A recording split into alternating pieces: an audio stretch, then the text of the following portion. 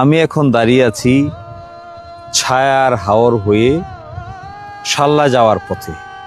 এই ডান দিকে দেখেন, কয়েকদিনের বৃষ্টির কারণে পানিতে তলিয়ে গেছে মানুষের ধান ক্ষেত।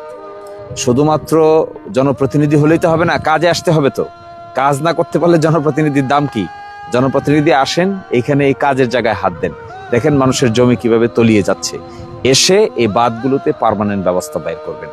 যদি ব্যবস্থা বের করতে না পারেন, তাহলে মানুষের দুঃখ দুর্দশার কোনো শেষ থাকবে না। আশা করি দ্রুত ব্যবস্থা নেবেন এই প্রত্যাশায়।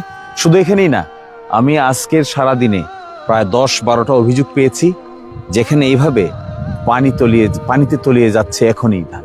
এগুলো কেন হচ্ছে? এই যে পানিতে তলিয়ে যায়, এখন ধান এখনো বের হয়নি, কিন্তু পানিতে তলিয়ে যাওয়ার কারণে এই ধানগুলো আর পাকাপোক্ত হওয়ার কোনো সম্ভাবনা নেই। এখানে প্রশাসনের উচিত, কৃষি বিভাগের উচিত জরুরি ভিত্তিতে পানিটা নিষ্কাশনের ব্যবস্থা করা। কিভাবে করবেন এই পানি নিষ্কাশন?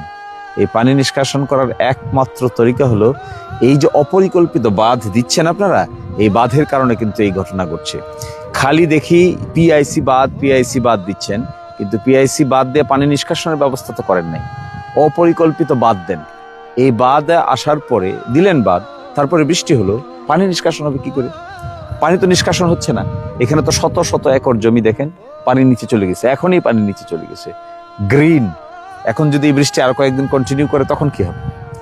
যদি বৃষ্টি কন্টিনিউ এভাবে করে, তাহলে দেখা যাবে শত শত একর জমি, শত শত বিঘা জমি পানির নিচেই নষ্ট হয়ে যাচ্ছে।